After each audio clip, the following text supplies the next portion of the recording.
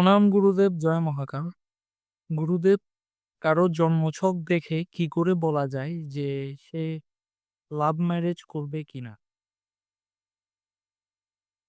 Love marriage, এটা কোন বাইরের প্রশ্ন? অনেকেই এটা প্রশ্ন করে যে লাভ ম্যারেজ হবে কি অ্যারেঞ্জ ম্যারেজ হবে। ব্যাপারটা হচ্ছে সপ্তম ও দ্বাদশ স্থানে যদি কোনো পাপ গ্রহ যুক্ত থাকে, আর পঞ্চম স্থানে মানে 5 নম্বর ঘরে যদি চন্দ্র ক্ষীণ মানে খারাপ অবস্থায় যদি থাকে, সেই জাতক কিন্তু নিজের পছন্দ মতন বিবাহ করে। অদ্ভুত ব্যাপার।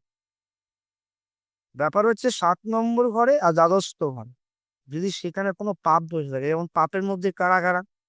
শনি, রাহু, কেতু, এরা যদি বসে থাকে, আর 5 নম্বর ঘরে মানে বুধের ঘরে যদি চন্দ্র যদি ক্ষীণ মানে বাজে অবস্থায় নিচু অবস্থায় দেবতা থাকে, তাহলে সেই স্ত্রী পছন্দের মতন কিন্তু পুরুষকে বিবাহ করবে।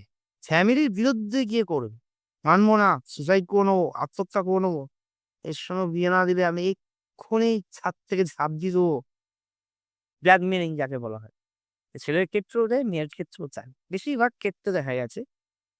আবার এটাও দেখা গেছে শুক্র গ্রহ অবস্থান অনুসারে লগ্নে যদি আবার রাহু আর কেতু যদি থাকে, সেই পত্নী স্ত্রী বশীভূত হয়। তার ঠিক আছে, মানে মজাদার ব্যাপার। মানে রাহু আর কেতু শনি জীবনকে তছনছ করে দিয়েছে। ঠিক আছে, সে যেখান থেকে পেয়েছে সেখান থেকে তছনছ করে দিয়েছে।